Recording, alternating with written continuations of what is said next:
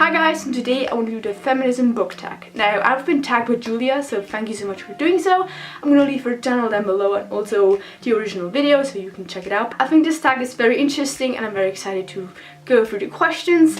And I'm all for feminism and equality, maybe more equality than just like feminism, but of course I'm all for women and women's rights, and like, don't get me wrong, I think it's amazing that people talk about it and people read books about it, and I definitely want to be more aware of reading about this. And if you have any good recommendations, then please let me know. Anyways, that was just my thoughts on just feminism, and I'm gonna go with the question, so let's go! Number 1, name a book where the female friendship is prioritized. I'm gonna go with Since You've Been Gone by Morgan Matson. This is about these two girls who are best friends, and then one friend leaves her over the summer and leaves her with this list of things she should be doing. It's also about their backstory and how they got friends and how they can be friends again. So it just all focuses on their friendship, which it was such a good book. I would highly recommend this for summer. Morgan Matson, just, yeah.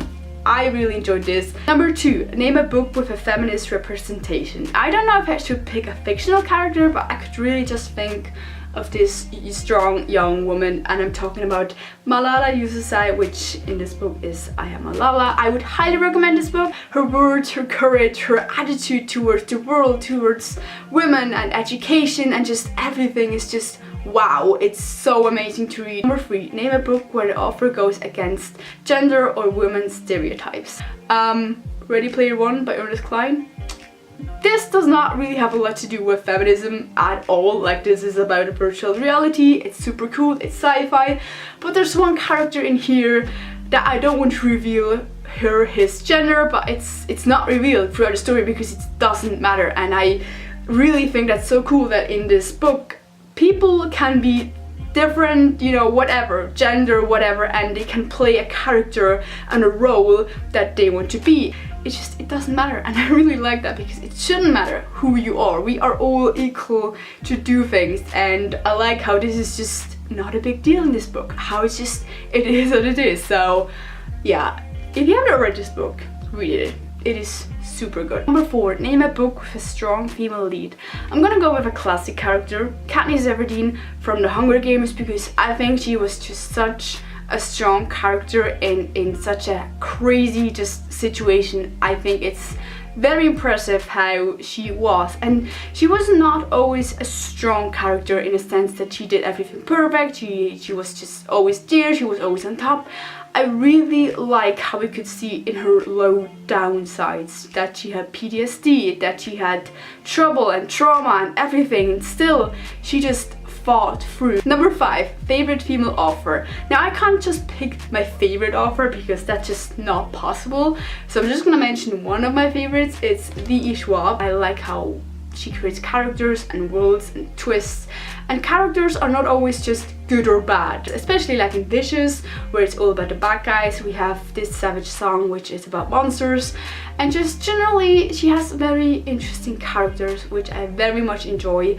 Number 6, name a book with no romance in. I'm gonna go with The Help by Catherine Stockett. There's a slightly little romance part in this, but like, it's not the main plot at all. If you don't know what The Help is about, this is about a young writer who doesn't want to get married and like have kids and stuff. She wants to be a journalist and she wants to help black people, which at that time they were separated, and like it's a whole racial difference thing, which is very important, and she was fighting for equality. And so to help these women, she created this book all with stories from these maids who had to work hard in these families and how they were treated. But also just watch the movie because Emma Stone, like, can we just get real? So absolutely liked it, the book and the movie, so yes, highly recommend this. Number 7, name a book where the male character depends on the female character. I picked Melissa Lander's Starflight because in the story there's this main character, Solar, who wants to get away from Earth. It's this whole story where you can go to separate like Earths and planets to live because she did like bad things on Earth, and then the way she does it is she captures this crown prince, I think, from Earth, and things get out of hand and then they end up together on this pirate ship. It's a very funny story, and he always gets himself into like the weirdest situations, and then she has to dig him out. But of course it's all just about their friendship, and it turns into more about like the whole like friendship and family aspect is so fun to see, and like how they nag at each other, and like she is definitely the one who knows what's up. And lastly, number 8, choose a feminist book to read in 2017. I decided on Holly Byrne's How Hard Can Love Be, because I've really enjoyed Am I Normal Yet? Am I Normal Yet was really hitting me hard, because I've never realized how OCD works or just how people feel about it, and it just taught me so much. And I'm not quite sure what How Hard Will Love Be is about. I just know it's also like just in the same series but covering different characters, and they talk about feminism and just being women and rights and just, you know, everything that you want to read in a good book. It's funny and cute and just really hits you hard with how hard it is. So I would really recommend the series, totally. So I'm very excited to continue with that series, and hopefully I will enjoy it too. So these are all the questions. I hope you enjoyed this tag. I would highly recommend all the books that I showed. They're all very good. And yeah, generally let me know if you have any more good feminism books to read, or just if you have anything to say, please let me know. And thank you so much for watching, and I'll see you soon. So goodbye.